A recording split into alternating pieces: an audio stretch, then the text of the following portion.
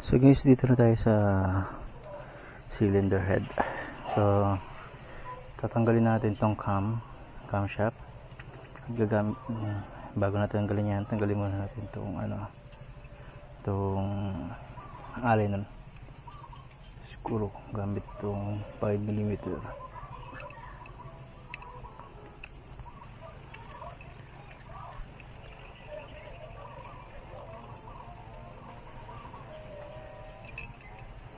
Ayan guys, maliit lang. At huwag niyang paghiwalayin to. Ayan, kasama itong dalawa. So tanggalin muna natin to.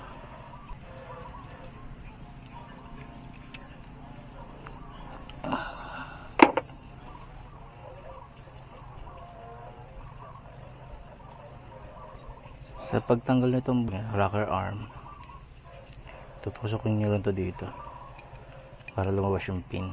Ayan. Ayan. Sasagutin nyo na itong pin. Tanggal na to. Rocker arm dalawa. Ayan. At saka natin makukuha yung cam. Makukuha natin yung cam. Ito. Tutok nyo lang guys. Meron yung sa loob. Na ayan pag tumapat na yung sa gitna, pwede na niya hatakin. Ayan ganyan lang kadali. Kuha nyo na yung camshaft, alugin nyo. Pag alug na to, hindi na pwede yan, palitin na. Pero sa akin kahit pa paano okay pa.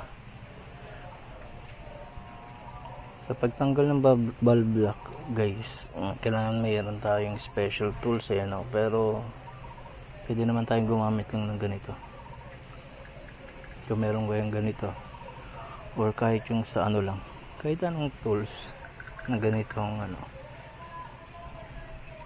itidiin nyo lang yan dyan dito. Kung may basahan, diin nyo lang, ma-unlock na yan. Ayan, unlock na siya.